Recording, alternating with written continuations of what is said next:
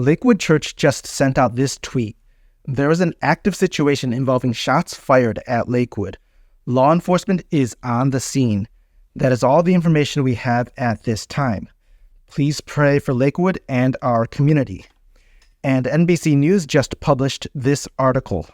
Child and man wounded. Suspected shooter dead in incident at Joel Osteen's Lakewood Church in Houston.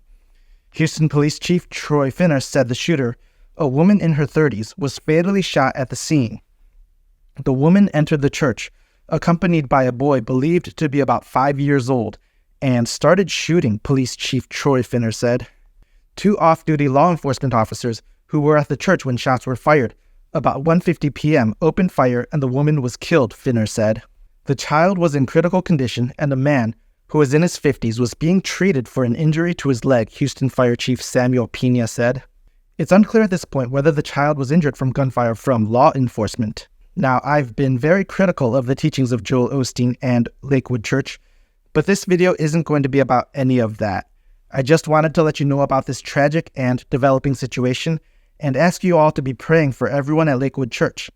Pray that God would use this incident to point people towards Jesus, who alone can provide eternal hope in a lost and fallen world. Because in the midst of our hopelessness, when we forget God, our only hope, and begin to look other places, many times it's because we forget this reality that God sees.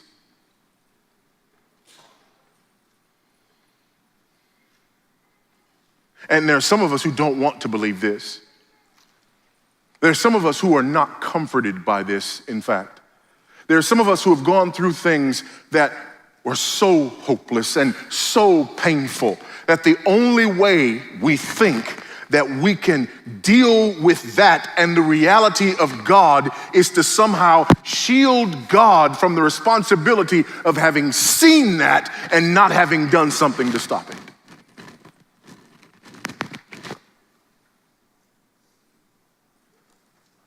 Psalm 121 won't let you think that. I lift up my eyes to the hills. From where does my help come? My help comes from the Lord who made heaven and earth. He will not let your foot be moved. He who keeps you will not slumber. Behold, he who keeps Israel will neither slumber nor sleep. The Lord is your keeper. The Lord is your shade on your right hand. The sun shall not strike you by day, nor the moon by night. The Lord will keep you from all evil. He will keep your life. The Lord will keep your going out and your coming in from this time forth and forevermore.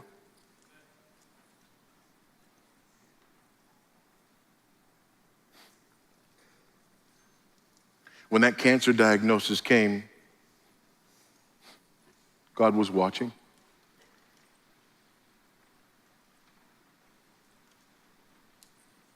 When that child went astray, God was watching.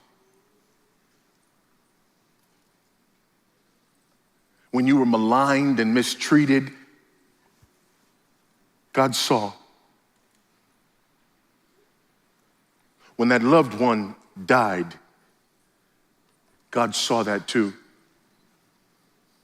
When your family was broken and shattered into a million pieces, God saw that too.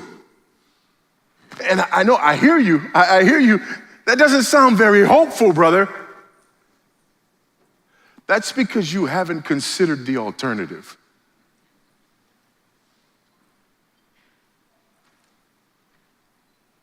The alternative is we serve and worship a God who misses things.